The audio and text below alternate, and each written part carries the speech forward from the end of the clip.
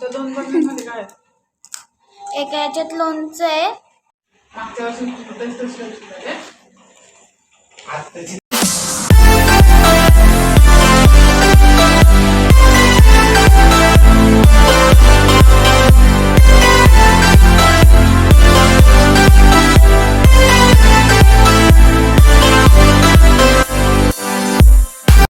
Welcome back to my new blog.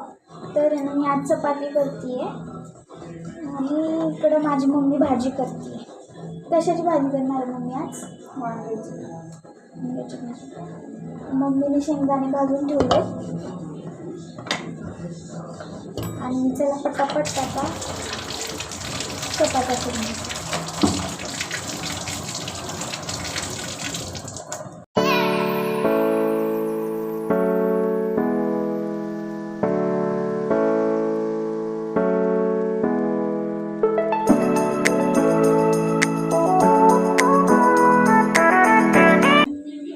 स्वयंपाकात बनवणार आहे वांग्याची भाजी आणि चपात्या श्रावणी करते.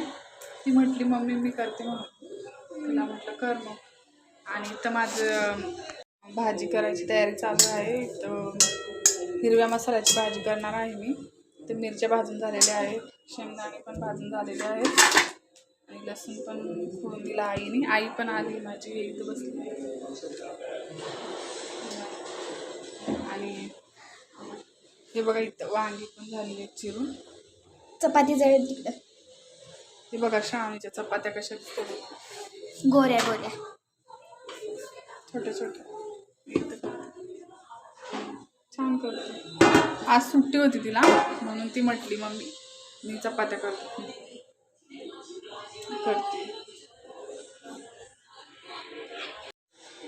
पटपट भाजी करून देते. आणि श्रावणीचे पप्पा गावाला गेलेले, ते पण येणार आहे संध्याकाळी. म्हणजे आता येतील 9 वाजेपर्यंत. तोपर्यंत आम्ही स्वयंपाक करून घेतो आणि मग नंतर ते आल्याच्या नंतर गावाकडून त्यांनी काय काय आणतं ते पण दाखवतो. तोपर्यंत तुम्ही ब्लॉग बघत राहा.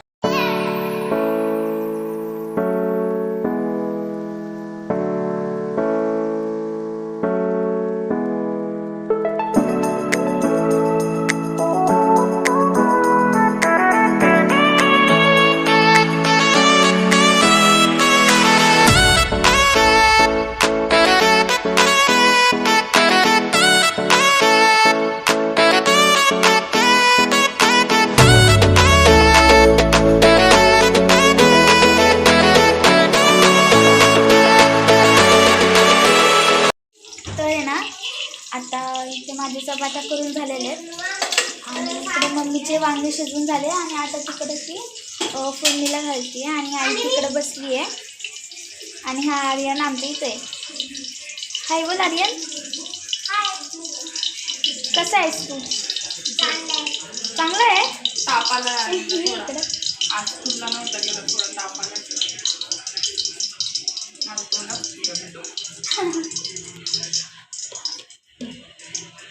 मम्मी पण कामाला जात नाही आहे 2-3 दिवस झाले. मला रस हा रस मागतोय हा वाला येल्लोवाला. बरं मग आता डायरेक्ट जेवायच्या वेळेस भेटू. बाय. पप्पा आल्यावर भेटू. आलेली आहे भाजी करून, वांग्याची भाजी. आणि आता भाजी होते आणि हे आलेले नाहीत अजून श्रावणीचे पप्पा. त्यांना यायला उशीर होणार आहे. भाजी झाली आम्ही सगळे जेवायला बसू.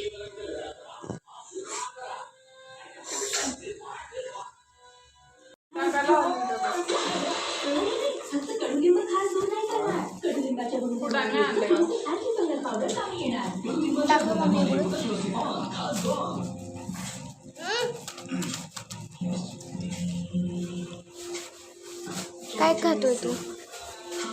नाही काहीच नाही.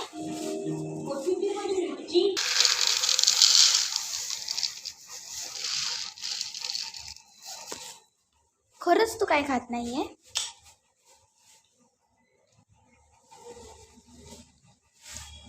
हे काय मग? ते असंच करून बघा.